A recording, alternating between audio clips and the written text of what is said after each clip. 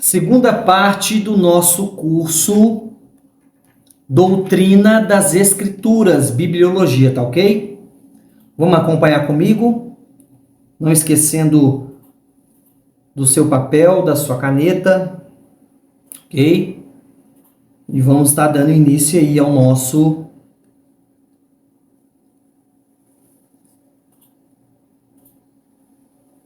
nossa parte 2 de Doutrina das Escrituras. Então vamos lá. Nós falamos, para recapitular, nós falamos sobre o que é a Bíblia, nós falamos sobre a inspiração das Escrituras, nós falamos sobre os tipos de inspiração, a autoridade que ela tem, e agora nós vamos falar sobre a inerrância e a infabilidade. O que é a infabilidade? Inerrância, vamos começar com inerrância. Ela não contém erros. Salvo, parêntese, não contém erros. Ela é inerrante. Mas Mas no manuscrito original. No texto original ela não tem erros. Pode haver que nas traduções, que foram várias e várias traduções, pode ser que ela contém, principalmente quando passa do grego, hebraico ou aramaico, e vai traduzir para o português. Principalmente linguagem dos dias de hoje. Você vai entender, vai estar na sua linguagem, vai estar na linguagem do jovem, mas pode conter um erro. Mas ela é inerrante. Infabilidade. A Bíblia não falha. Nós temos que entender isso. A Bíblia ela não falha em cumprir os seus propósitos. A Bíblia ela cumpre os seus propósitos. Ela não tem erros. Não tem falsidade na palavra. Não tem falha, não tem erro. Então nós temos que entender isso. Tá? Metáforas que a Bíblia vai dizer, a hipérbole, números arredondados, as expressões que a Bíblia vai dizer, não tem erro no original. Ok? Vai dizer Salmos 19:7, a lei do Senhor é perfeita e restaura a alma. Tá? Então põe isso na sua cabeça. Você vê vários teólogos dizendo, a Bíblia pode conter alguns erros, não cai nessa. Questões de traduções, sim. Tá? A Bíblia ela não pode errar, porque ela é o nosso guia. Ela nos mostra, muitas das vezes, o caminho porque ela foi inspirada. Não contém erros. A Bíblia é completamente o livro mais confiável que você vai ler. Ela é um guia para a salvação. Ela é um guia para a sua vida de fé, para a sua vida de prática. Ela vai cumprir os seus propósitos. Nós temos que entender isso. Tá? Então ela é inerrante. Ela não erra. Agora vamos falar do cânon das Escrituras. O cânon, né? Muita gente fala cânon ou cânon. O cânon das Escrituras, vou falar cânon, tá? O cânon das Escrituras é uma lista de livros reconhecidos como inspirados por Deus, tá? Que é o cânon.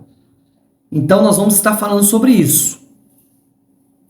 É o Antigo Testamento, que é aceito pelos judeus e confirmado por Jesus. Isso é o cânon.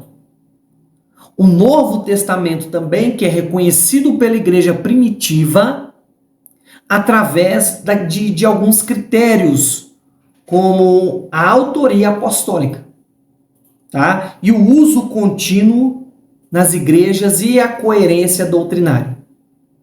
Esse é o cânon, que é a lista de livros, que quer dizer a lista de livros reconhecidos como livros inspirados por Deus. Nós falamos sobre o cânon, que são livros reconhecidos, tanto o Antigo Testamento como o Novo Testamento, livros reconhecidos como inspirados por Deus, que é o cânon. Ok? Então vamos lá. Iluminação do Espírito Santo. A palavra do Senhor é iluminação do Espírito Santo para nós. Então, para compreender a palavra, precisamos da ação do Espírito Santo. Não tem como nós compreendermos as Escrituras sem a presença do Espírito Santo em nós. É o que vai nos ajudar a compreender, a manusear, a estudar. Falamos sobre a inspiração, falamos sobre a autoridade, e tudo vem do Espírito Santo. E essa iluminação, quando eu pego a minha palavra e começo a ler, vou preparar um estudo, vou preparar um sermão, vou preparar um texto, ela tem que estar interligada, a minha vida, com o Espírito Santo para que haja revelação. Ok? Aí você vai falar assim, ó, muita gente acredita nisso, mas eu quero tirar isso da sua mente. Ok? Eu quero que você fale isso para outras pessoas. Não existe isso aqui, ó. Deus fala comigo. É isso, isso é coisa de preguiçoso. É coisa para gente que tem preguiça de ler a palavra. Deus fala comigo. Aí a pessoa abre a Bíblia cá. Aí cai num versículo, a pessoa lê porque Deus falou com ela. Irmãos, isso é coisa de preguiçoso. Isso é coisa de gente que... Eu uso essa expressão para os meus alunos, que é analfabeto. Analfabetismo cristão. Você precisa abrir, você quer falar sobre o quê? Vamos ler sobre Êxodo? Vamos ler sobre o povo cativo que foi liberto? Deus vai falar comigo. Aí você vai começar a ler, você vai começar a clamar, mas você tem que ter uma ideia de aonde você vai ler. Você quer ler sobre os fins dos tempos, sobre numerologia, sobre a volta de Cristo, você vai lá em Apocalipse. Você quer estudar sobre o princípio de todas as coisas, e criou Deus os céus e a terra era sem forma, vazia, e o Espírito do Senhor pairava sobre as águas. Aí você vai lá em Gênesis.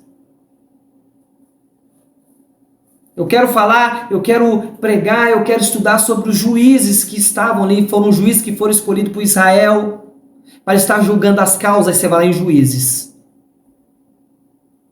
Você quer estudar morte e ressurreição? Você vai lá nos 4 evangelhos. Tem que ter um propósito. Para eu e você, estudarmos a palavra, inspirado, iluminado pelo Espírito Santo, tem que haver um propósito. Não existe isso, já tira isso da sua vida. Abrir a Bíblia, Deus vai falar comigo. Coisa de preguiçoso. De quem tem preguiça. Deus não fala assim. Deus não fala dessa forma. Ok? Então a iluminação... Isso aqui é só letra. Quando você lê, precisa do Espírito Santo para te ajudar a interpretar. O Espírito Santo, ele vai aplicar na sua vida a verdade da palavra em nossos corações, nos levando a compreender, não apenas compreender. Mas a Bíblia em si, ela precisa de o quê? Uma coisa que nós temos que fazer, que é o primordial, obediência. Deus hoje não quer mais sacrifícios, Deus quer obediência. Então nós vamos aplicar isso, nós vamos compreender, mas nós vamos obedecer o que diz as Sagradas Escrituras. Ok? E agora nós vamos na hermenêutica. O que é hermenêutica? Hermenêutica é a interpretação da Bíblia. É o jeito que nós vamos interpretar a Bíblia. Então, chega desses pastores, pregadores, que pegam versículos isolados e usam essa hermenêutica para pregar o versículo isolado. Nós temos que entender que a interpretação da Bíblia e a hermenêutica, ela tem que ser interpretada corretamente, porque todo o capítulo que você lê, todo versículo que você lê, ela existe um contexto. O que é o contexto? Versículo, capítulo, livro e o contexto histórico. Então nós temos que entender sobre isso. Tá? O contexto. Foi escrito por quê? Quando foram derrubados os muros de Jerusalém. Por que foi derrubado? O que aconteceu no contexto da história? Quando Moisés mata um egípcio e ele foge. Qual que é o contexto da história? O que acontece depois? Nós temos que entender isso para as pessoas não empurrar goela abaixo versículos isolados. Hermenêutica, que é a interpretação da Bíblia. A gramática que a palavra vai dizer. Os idiomas originais que nós temos que entender e estudar como teólogos, não só a Biblinha que eu carrego ali, mas eu preciso de manuais, eu preciso de dicionário bíblico, eu preciso de interpretações. Eu tenho o Google que pode me ajudar nas interpretações para que não haja uma interpretação errônea da palavra. Então a Bíblia em si, ela se completa. A Bíblia interpreta a própria Bíblia. Já anota isso para você não esquecer. Então qual que é o propósito da Bíblia? Cristo. Nós somos cristocêntricos. Toda a escritura ela tem que apontar para Jesus. Se a escritura, se você está vendo, se você está ouvindo, se você está ali vendo canções, louvores, pregações, palavras, estudos que apontam para o homem, mas não apontam para Cristo, sai fora disso, é heresia. Porque a escritura, ela é cristocêntrica, ela tem que apontar para Cristo. Porque tudo vem dele, é por ele, para ele. Tem que apontar para Cristo.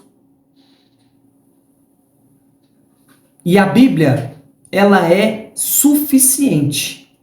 Por que ela é suficiente? Porque a Bíblia contém tudo o que você precisa estar nela. Para todas as áreas da sua vida. Ela contém tudo o que precisamos para a salvação e para a nossa vida, nossa conduta, o nosso agir, o nosso andar, o nosso caminhar. 2 Pedro 1,3 vai dizer: o seu divino poder nos deu tudo o que diz respeito à vida e à piedade. A Bíblia em si ela não precisa de complementos humanos para ser completa. A palavra do Senhor já é completa. Ok? Vai anotando, vai se alimentando disso e você vai ter mais sede da palavra. Se entender sobre isso que está sendo falado, anotando, estudando, você vai entender, poxa vida, eu estava escutando pregação de fulano de tal. Eu estava ouvindo um louvor que falava mais do homem do que do próprio Deus. Ok? E a finalidade da palavra do Senhor? A finalidade da Bíblia, nessa doutrina das Escrituras, é revelar quem é Deus. Não tem nada a ver comigo. Não tem nada a ver com você. Tem a ver com Ele. A finalidade da palavra de Deus é mostrar o caminho para mim e para você da salvação em Cristo Jesus. A finalidade da palavra de Deus é ensinar como viver o modo agradável de Deus. A finalidade da palavra do Senhor é sustentar o crente, fortalecer o crente, dar ânimo. É a palavra do Senhor. Então o que nós vamos, e já encerrando o nosso segundo módulo de doutrina das Escrituras, o que nós vamos aplicar isso na nossa vida? Estudos constantes. Você quer se aprimorar?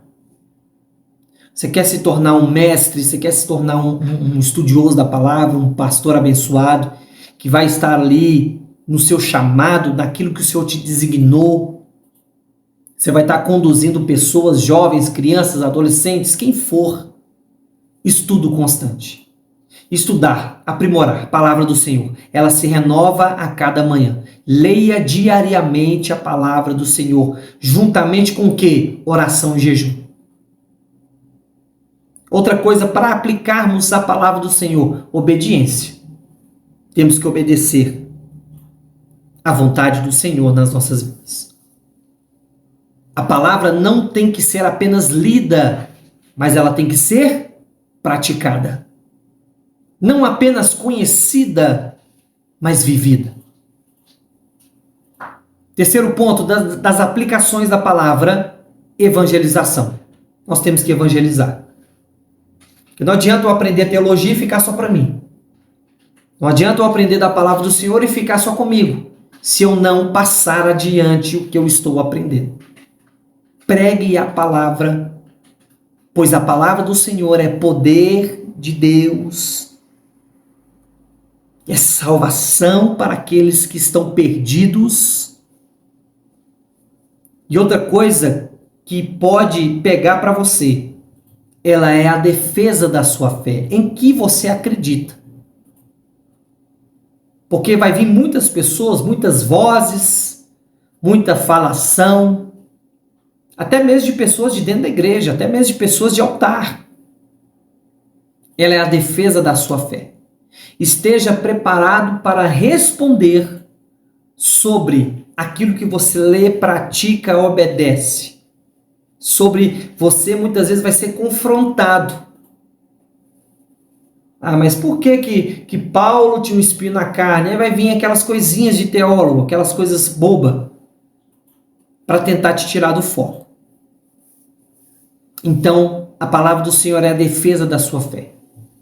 Então, para nós encerrarmos, a bibliologia nos mostra que a Bíblia não é apenas um livro, mas é a revelação da vida de Deus.